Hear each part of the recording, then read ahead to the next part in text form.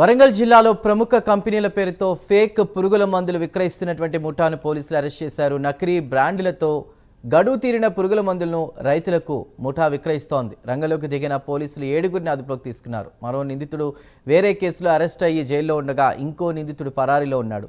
నిందితుల నుంచి దాదాపు 78.63 లక్షల రూపాయలు విలువ చేసేటువంటి మందులు, విత్తనాలు, వాటి తయారీకి ఉపయోగించేటువంటి యంత్రం, ప్రింటింగ్ సామాగ్రి, 2 కార్లను పోలీసులు స్వాధీనం చేసుకున్నారు.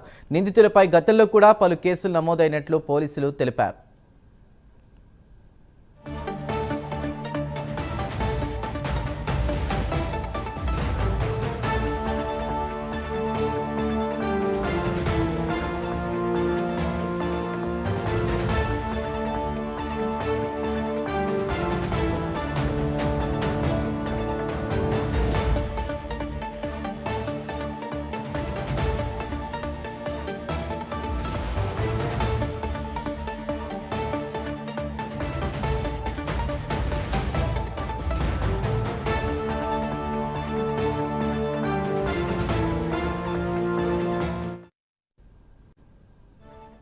వరంగల్ జిల్లాలో ప్రముఖ కంపెనీల పేరుతో ఫేక్ పురుగుల మందులు విక్రయిస్తున్న ముఠాను పోలీసులు అరెస్ట్ చేశారు.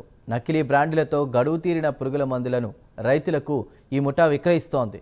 రంగంలోకి దిగినటువంటి పోలీసులు 7గురిని అదుపులోకి తీసుకున్నారు. మరో నిందితుడు వేరే కేసులో అరెస్ట్ అయ్యి జైల్లో ఉండగా ఇంకో నిందితుడు పరారీలో ఉన్నట్టు తెలుస్తుంది. పూర్తి వివరాలను మా ప్రతినిధి తిరుపతి అందిస్తారు.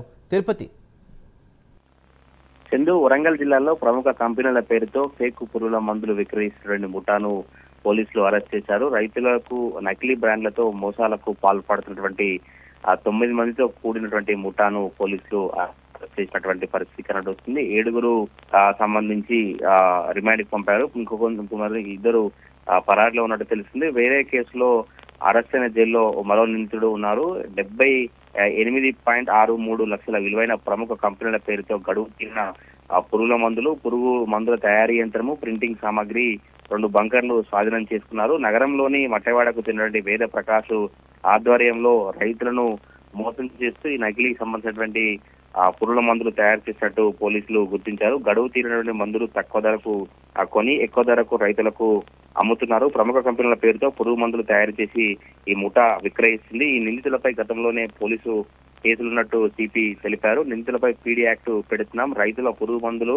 విత్తనాలు కొనుగోలు చేసే సమయంలో తప్పకుండా రైతులతో జాగ్రత్తలు పాటించాలంటూ కూడా సిపి రైతులకు విజ్ఞప్తి చేసినటువంటి పరిస్థితి కనబడుతుంది. పోలీసులకు అందినటువంటి పక్కా సమాచారం మేరకే టాస్క్ ఫోర్స్ అండ్ మట్టవాడ పోలీసులు, వ్యవసాయ అధికారులు సంయుక్తంగా కలిసి మట్టవాడ బొడ్రాయి ప్రాంతంలో అక్కడికి చేరుకొని తనిఖీలు చేసిన తర్వాత వేద ప్రకాష్ ఇంటిపై దాడి చేసి నిందితులను కావచ్చు అవన్నీ కూడా అదుపులోకి తీసుకున్నట్టు తెలుస్తుంది. పోలీసులు అరెస్ట్ చేసినటువంటి నిందితుల వివరాలు చూస్తే ఇరుకుల వేద ప్రకాష్ ఇతను మట్టవాడలో ఉంటాడు. 2 A2గా మహమ్మద్ సిద్దిక్ అలీ, A3గా నూక రాజేష్, A4 గా ఎల్లం సదాశివుడు, A5గా ఎండి రఫీక్, A6గా అల్లం చెరువు శేఖరు, A7గా పోదిల్ల సాంబయ్య, A8గా విష్ణువర్ధన్ ప్రస్తుతం పరారీలో ఉన్నాడు. A9గా ముద్దుగుల ఆదిత్య ప్రస్తుతం జైల్లో ఉన్నాడు పరిస్థితి ఉన్నటువంటి అమాయక వ్యవసాయదారులు కావచ్చు, ఎవరైతే అమాయక రైతులు ఉంటారో వారిని లక్ష్యంగా చేసుకుని ప్రముఖ కంపెనీల పేర్లతో గడువు తీరినటువంటి పురుగుల మందులను విక్రయిస్తున్నట్టు గుర్తించారు. ఇంకా రైతులు కూడా చాలా అప్రమత్తంగా ఉండాలి. ఎవరైనా వ్యవసాయ సంబంధించినటువంటి ఫర్టిలైజర్ షాప్ వాళ్ళు కావచ్చు, ఇలాంటి వ్యాపారులు ఏమైనా నకిలీకి సంబంధించినటువంటి మందులు విక్రయం చేసినా, నకిలీకి సంబంధించిన